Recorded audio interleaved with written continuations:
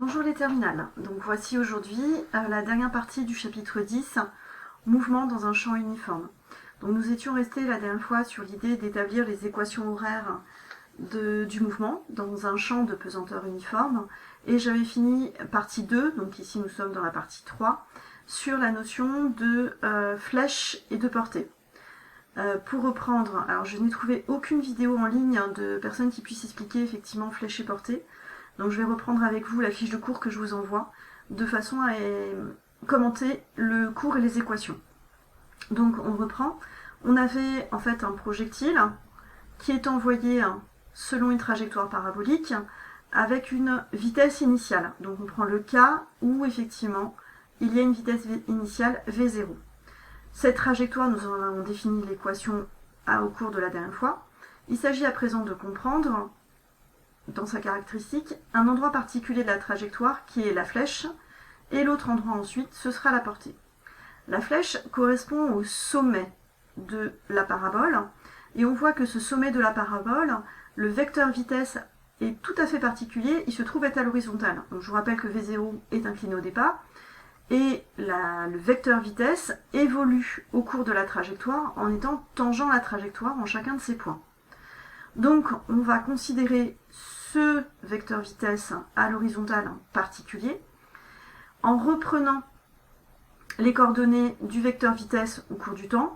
On va exprimer le vecteur vitesse Vs pour dire sommet de la trajectoire, point S.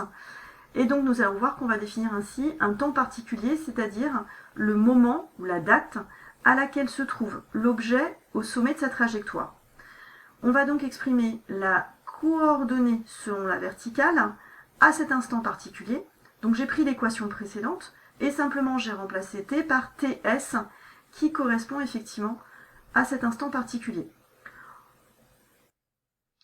D'autre part, on a la coordonnée verticale du vecteur position qui aura pour expression, on est sur la verticale, donc z, moins 1 demi de gt carré plus v0 sin alpha. D'ailleurs, vous remarquerez que dans ma fiche précédente, j'oublie un t. Certains me feront remarquer mes fautes de frappe, effectivement, mais je rappelle que je retape tous mes cours qui étaient au départ manuscrits. Donc excusez les fautes de frappe et corrigez-les au fur et à mesure. On remplace donc t dans l'expression précédente par la fameuse date ts. Et ainsi, on va pouvoir trouver l'expression ici que l'on peut simplifier, et c'est qui va permettre, une fois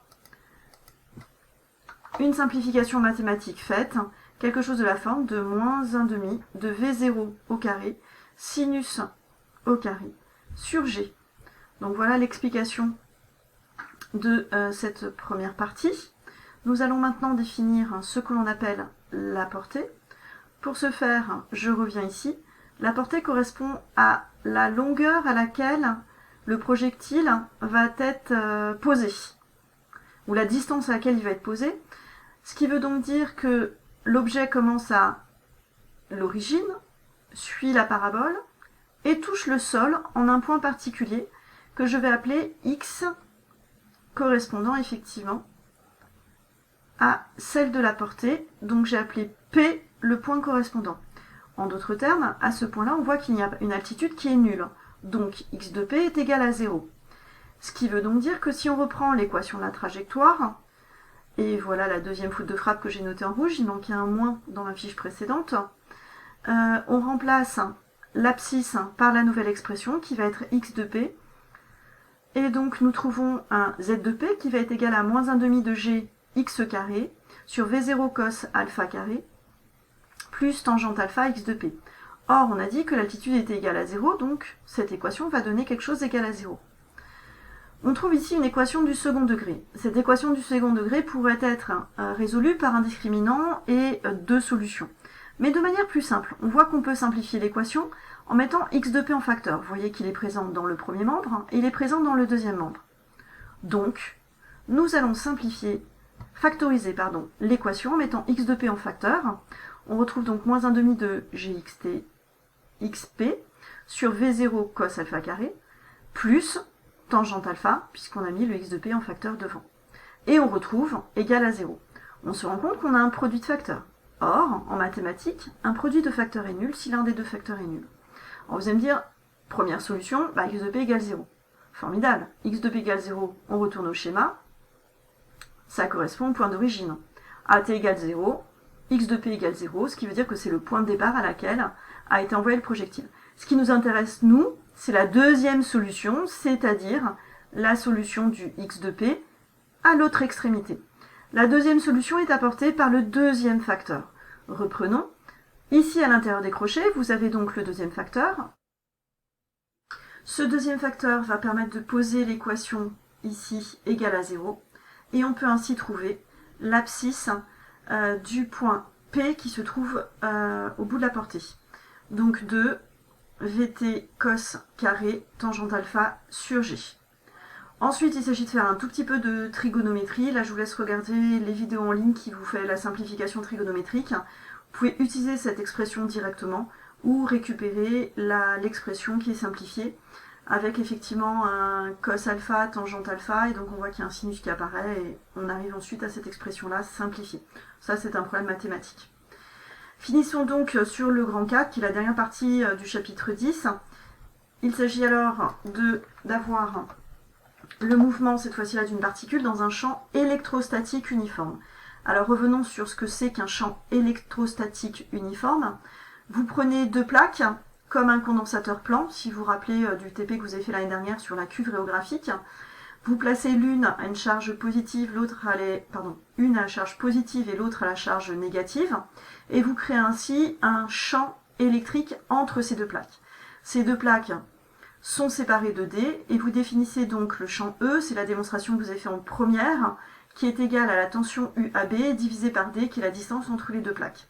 Donc je vous laisserai retrouver le TP correspondant dans votre cours de première.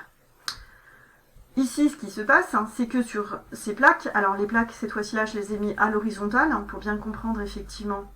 Ici, donc j'ai la plaque chargée positive et l'autre plaque chargée négative, et on retrouve donc le vecteur E qui se trouve être cette fois-ci là à la verticale.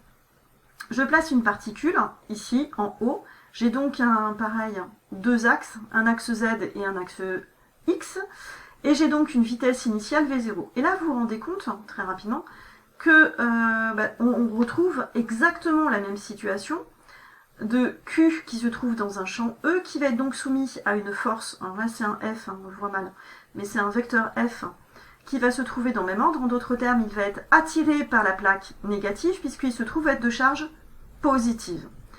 Et à partir de là, on voit que le problème de résoudre une particule dans un champ électrostatique uniforme revient à résoudre une particule qui se positionne dans un champ de pesanteur uniforme. En fin de compte, il y a très peu de choses qui changent. C'est ce que nous allons voir. On reprend. Référentiel. On a une particule de charge Q, de masse M, qui se trouve être dans un référentiel terrestre supposé galiléen. Pour le bilan des forces, c'est tout simple. On va partir que l'action du champ de pesanteur est négligeable devant F. Donc la masse de ma particule en fait est tellement faible que je peux négliger son poids. Et donc, puisque j'ai déjà négligé les frottements, qui est le cas de tous les exercices précédents, je me trouve que F est égal à Q fois E. En appliquant la seconde loi de Newton, je vous rappelle, seconde loi de Newton très importante à rappeler, comme la masse est constante, on a F est égal à Q fois E est égal à M de la particule, d2V sur dt. Attention, j'ai pas dit que la masse était négligeable, j'ai dit que le poids était négligeable. Donc M existe toujours. On arrive donc à une expression qui ressemble énormément à l'expression qu'on a établie dans la partie précédente. Le vecteur A est égal à Q sur M fois le vecteur E. Chercher les coordonnées du vecteur E revient à chercher les coordonnées du vecteur A. Que remarquez-vous? Retournons au schéma. E est dirigé vers le bas. Mon axe, Z, est vertical vers le haut. Donc les coordonnées du champ E vont être 0 sur X, 0 sur Y, et moins E sur Z. Ce qui va donc permettre d'avoir effectivement un AZ est égal à moins Q sur M fois E. Les coordonnées étant 0, 0 sur les deux autres axes. Alors bien sûr, je ne vais pas reprendre tout le détail de l'établissement des équations horaires, vous les retrouverez dans le livre, mais bien comprendre qu'on trouve donc des coordonnées du vecteur vitesse avec un vecteur initial qui sera V0 cos alpha. J'ai un 0 en trop. Et ensuite, j'intègre effectivement l'expression précédente en fonction du temps pour avoir V0 sin alpha de l'autre côté comme constante. Ensuite, je retrouve de la même manière les coordonnées du vecteur position. J'ai considéré que ma particule était en point A, effectivement, au fur et à mesure du temps. Donc, j'ai un V0 cos alpha, j'ai le même problème ici, T, et son abscisse, j'en ai même, voilà, Q sur M, E, T carré, V0 sin alpha, T, considérant que ma particule se trouvait en 0 à l'instant initial. Ce qui me permet de retrouver une équation de la trajectoire qui est en fait très proche de l'équation de la trajectoire dans un champ de pesanteur uniforme, puisqu'on voit effectivement qu'au lieu du facteur G, j'ai un QME qui revient dans la trajectoire. Donc il s'agit d'une parabole tournée vers le bas, tout simplement parce que le premier facteur que multiplie x carré est négatif. Et nous avons un facteur fonction de x qui va donner que la trajectoire d'une particule dans un champ électrostatique uniforme est une portion de parabole. Voilà ce qui termine cette fois-ci là le chapitre effectivement 10. Nous pourrons noter le mot fin à présent, puisque cette fois-ci là le cours est terminé. Je vous laisse relire le cours, télécharger le cours et relire la vidéo en vous arrêtant régulièrement pour pouvoir poser vous-même les équations sur une feuille de papier. Merci pour votre attention et terminale.